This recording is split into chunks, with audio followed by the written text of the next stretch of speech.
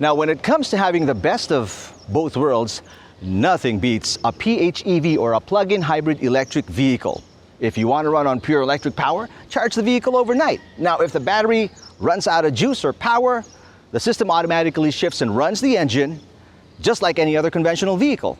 Now, if you run out of gasoline, that's a whole nother problem altogether, and you probably deserve to ride horses for the rest of your life. But kidding aside, the combination of an engine, a couple of electric motors, and a battery that you can charge separately right now is the perfect recipe for mobility.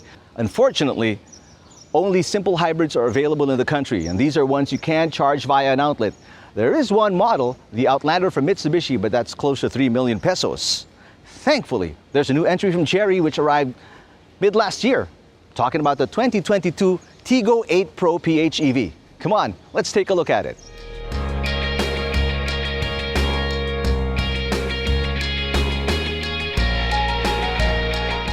Now we're here in front, and I do believe this fascious best feature is still the Sunshine Galaxy Grille. Personally, it would be better if it were wider, longer, but this size isn't bad. On either side are LED headlamps, and at the bottom are large air vents with a chrome trim. Now, if you look at the whole body, it doesn't have a cutting-edge design. In fact, it wouldn't look out of place in the early 2000s. At least it gets load-bearing roof rails for functionality, a rear spoiler for styling. It gets a chrome trim by the rocker panel right below by the doors, and 18-inch aluminum alloy wheels. Now, certain aesthetic features, like again the grille and this headlamp design, give its presence weight, and the violet color makes it stand out. I do believe personally it's a nip and tuck away from being a head turner. You can only tell this is a hybrid vehicle from the back because of this badge. Now, all other angles of the car offer no hint this is a zero emissions vehicle that can travel up to 95 kilometers on pure electric power. If there's one thing I'd change here, it would be the small rear glass. I'd make it a little larger perhaps, because at this size it makes the whole rear appear slimmer and taller, but not in a good way. I also just wish Chery would add some more cues that this is a hybrid vehicle on other parts of the vehicle, like what other automakers do. Maybe a new color on the badge or the grille so that it's recognizable, partly show off that you're looking at a PHEV, and for the MMDA enforcers not to flag you down on coding days.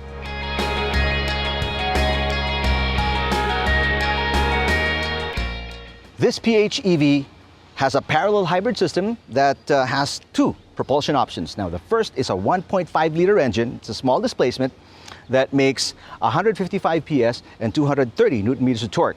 And the second are two permanent magnet synchronous motors, one in the front axle, one in the rear, that takes power from a 19.27 kilowatt-hour battery that makes 87 PS and 150 Newton-meters of torque.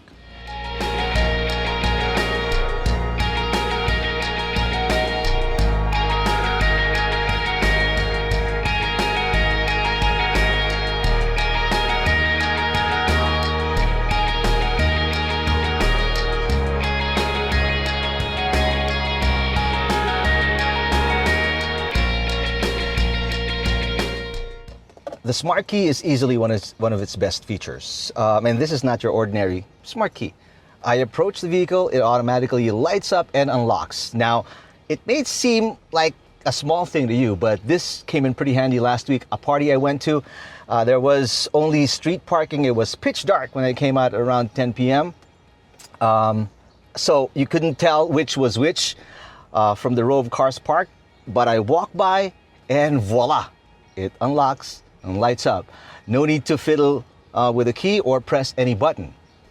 Now, when you come inside, this has to be its best feature. Two 12.3-inch LCDs installed in one panel. Now, there is no touch input on the instrument display, which is colorful, by the way. I mean, it's just gorgeous. The graphics are nice. But I also like the touchscreen system right here with large icons, beautiful fonts. Much better than the other Tiggos, in my opinion. Now, the menu is spread over 3 home pages, as you can see, which is a lot for a screen this size and for any vehicle, to be honest. There's Apple CarPlay, as you can see. Unfortunately, it doesn't work even via Bluetooth or USB. And speaking of USB, the ports, there are two right inside the center console that are discreetly placed, so you don't have cables lying around. Although I do wish in a future update they would put USB ports underneath this glossy panel right over here, and maybe a wireless charging pad. This is also a nice place to store things and maybe place your phone as well. Audio is routed through 8 Sony speakers. Take a look at the dashboard. You have padding right here over the center console cover and door panels. The seats are quilted and have leather upholstery along with the steering wheel. Although here I wish it were smaller. It has a flat bottom, but if they compact this a little bit, could offer a sportier feel. Now going back to the seats, nice, and it has a secure fit because of the bolstering. It also has an elaborate headrest right here to provide maximum comfort when you're traveling. Now these seats are easily some of the best, if not the best in the segment, although I wish it had a cooling feature. Now this glossy part is where you'll find your automatic climate control system that thankfully has manual controls. As you can see, you can, with a flick of a finger, you can increase the fan speed and lower the temperature so you can quickly cool the cabin down when you're parked under the sun. Here you'll find your start-stop button, your EV, HEV buttons as well, your dial type, drive mode selector, and I like this luminous part of your gear selector that's really gorgeous at night. Now the fit and finish of the vehicle is good. I'm looking around, it's hard to find fault. There's visible stitching, there's quilted surfaces on the seats. The plastics could be better. There are a few on the door panels. It's got a soft release glove compartment, so I like that as well. There is one thing I noticed though, there's some peeling going on here on the border of the gear selector, and for a fairly new vehicle, 12,000 kilometers, they've got to do something about this. We're here in the second row. As you can see, the seats aren't as bolstered, but it still has a premium feel to it. Quilted surfaces with butterfly headrests, so if you want to, take a nap, your head won't be falling all over the place. You have this drop-down center console with 2 cup holders, and these seats are adjustable forward and aft to increase legroom. But for VIPs sitting here, you can actually increase the legroom further with these controls that are on the side of the front passenger seat, so you can move it forward in case you want to have more space right over here. You've got pockets here, but the best feature I like would be this expansive sunroof that opens all the way over here. You still remain cool as well, even with the open top, because you've got air vents, and you can also charge your devices with a USB port right here. We're here in the third row of the Tiggo 8 Pro PHEV, and as you can see, it is tight. Only fit maybe 2 kids. Adults can fit, but it's going to be pretty cramped. The seats are bench type. They do have quilted surfaces and 2 headrests, but it's not going to be comfortable if you're traveling long distances. Features: there are no air vents here, so it can get pretty warm, especially if the air con isn't turned all the way up. 2 cup holders, one on either side, but they're shallow and maybe can afford only small drinks. The best feature would have to be these seats fold flat to the floor to increase cargo space if you're loading stuff at the rear. We're here at the back. As you can see, very limited cargo space with all the seats up. Maybe you can put groceries, a few, definitely not a week's worth. This panel over here, you can pull up to find your tire repair kit and your charging cable. It gets a little tricky to put it back on. You have to lift this panel here to drop it down. Okay, now if you want more space, all you have to do is push this lever and the seats, the rear seats, drop down. And voila, a lot of space. If you want more, drop down the second row so you can load longer, wider items.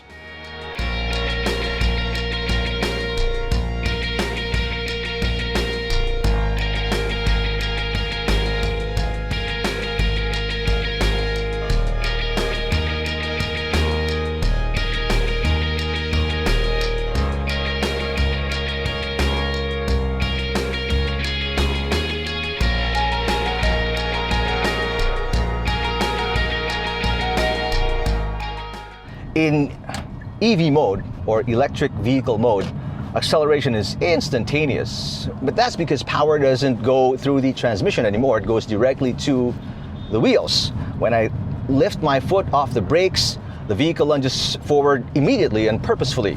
Now, all that on-demand power obviously is good, but there needs to be a better, integration, better setup between the powertrain and the brakes. Because in bumper-to-bumper conditions, if you're not ultra gentle with the brakes, the ride feels a little bit jerky when you're in stop-and-go traffic. I got the vehicle, it had, the battery had half charge, and that already allowed me to go from Santa Rosa to Alabang and back with about 10 kilometers to spare. So that's considerable distance already.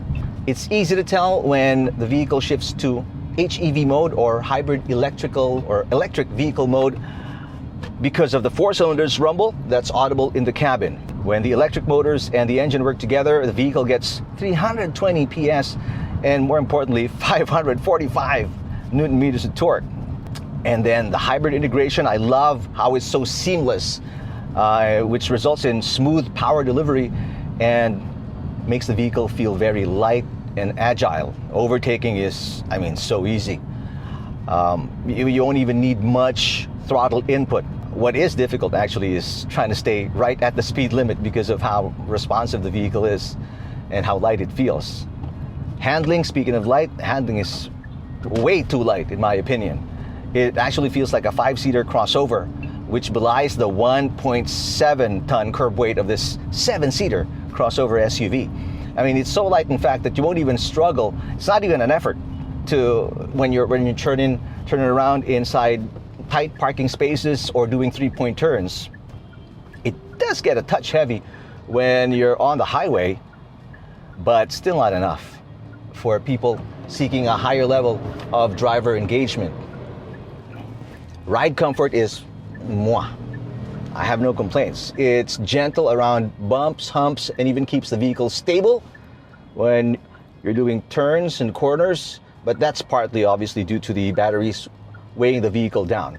What needs to improve though a little bit, and what Chery needs to do, maybe add a little bit more sound insulation under the hood, because the cabin already does a great job of keeping external noises out.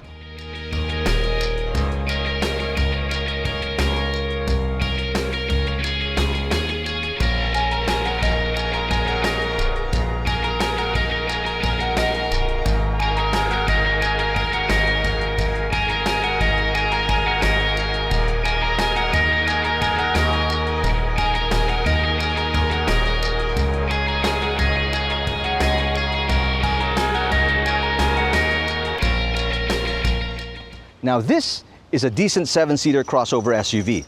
I just wish it had a power tailgate, but that's not really what you're paying for here. What costs a lot is what's under the hood, that plug-in hybrid electric vehicle technology that allows you to go up to 100 kilometers on purely electric power, and the combined output that gives it 545 Newton meters of pulling power.